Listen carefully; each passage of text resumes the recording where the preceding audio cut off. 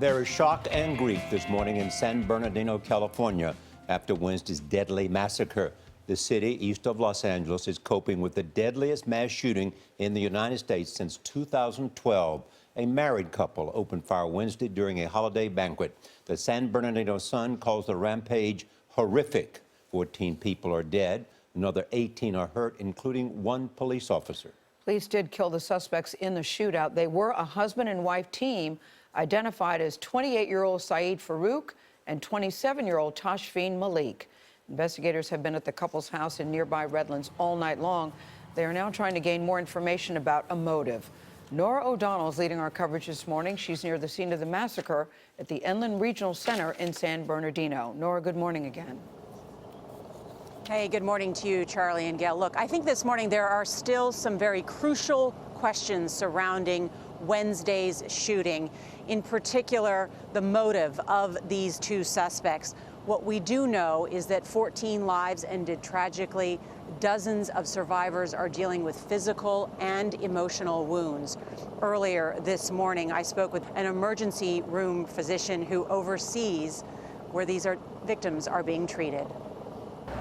Joining us now is Dr. Kathleen Clem, Chair of Emergency Medicine at Loma University Medical Center. She oversaw some of the victims of yesterday's shooting. Dr. Clem, good morning. I know you were there all day yesterday. Describe the scene as victims began arriving.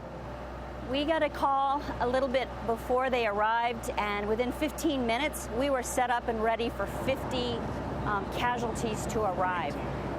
We can do this rapidly here at Loma Linda. We prepare for this, we get ready, and when they rolled through the door, we actually had 4 trauma teams up and ready to take care of the patients.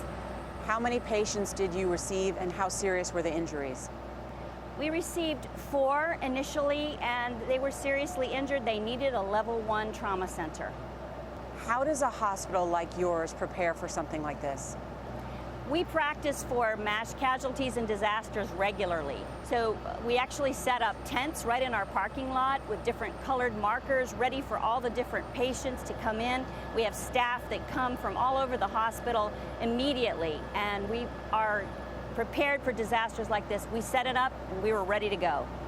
Dr. Clem, when you get the call that there has been a mass shooting in your community, what we now know is the worst mass shooting of 2015. What is your reaction?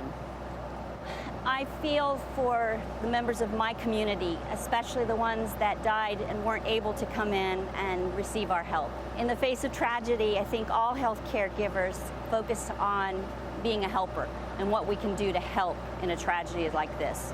And I think that is what our focus has been. We were set up, we did it, we took care of them. We were prepared, and we were there for our community.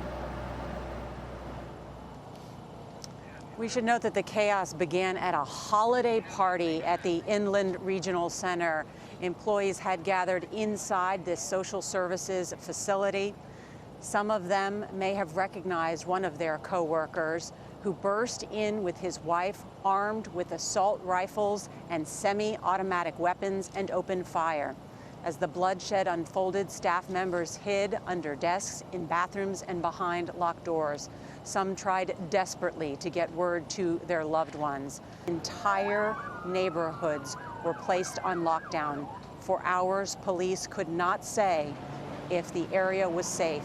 The situation is secure now, but many here are still shaken that a place dedicated to helping people with developmental disabilities could come under an attack like this.